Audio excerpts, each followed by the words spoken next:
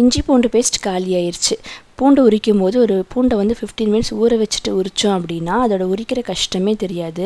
இந்த பேஸ்ட்டுக்கு வந்து பூண்டை விட இஞ்சி குவான்டிட்டி கொஞ்சம் கம்மியாக போட்டோம் அப்படின்னா நல்லாயிருக்கும்.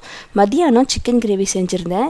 கொஞ்சமாக சில்லி சிக்கனுக்காக சிக்கன் எடுத்து வச்சுருந்தேன். ஸோ சில்லி சிக்கன் செய்கிறதுக்காக ஒரு பவுலில் வந்து கார்ன்ஃப்ளவர், மஞ்சள் தூள், மிளகாய் தூள், கறி மசாலா தூள், இஞ்சி பூண்டு பேஸ்ட், இது கூட வந்து ஒரு முட்டையும் உடச்சி ஊற்றி இன்றைக்கி வந்து செஞ்சுருந்தேன். எப்போதுமே முட்டை சேர்க்க மாட்டேன், இந்த டைம் தான் முட்டை சேர்த்து செஞ்சுருந்தேன்.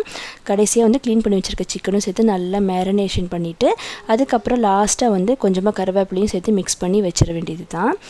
ஒரு 1/2 அன் ஹவர் கழித்து கடாயில் எண்ணெய் ஊற்றி நல்லா சூடானதுக்கப்புறம் நம்ம இந்த மாதிரி சில்லி சிக்கனை போட்டு ஃப்ரை பண்ணி எடுத்தோம் அப்படின்னா சூப்பரான சில்லி சிக்கன் ரெடி ஆயிரும். ஸ்பைஸியே இல்லாமல் குழந்தைங்க சாப்பிட்றதுக்கு ரொம்ப நல்லா இருந்தது. ஹஸ்பண்ட் வந்து சிக்கன் கிரேவிக்கு கோதுமை தோசை வேணும் அப்படின்னு சொல்லி கேட்டிருந்தாரு. ஸோ அதனால் கோதுமை தோசையே சுட்டாச்சு. அதுக்கு சிக்கன் கிரேவி வச்சு சூப்பராக டின்னர் சாப்பிட்டு முடிச்சாச்சு. நாளைக்கு இன்னொரு vlogல பார்க்கலாம். பாய்.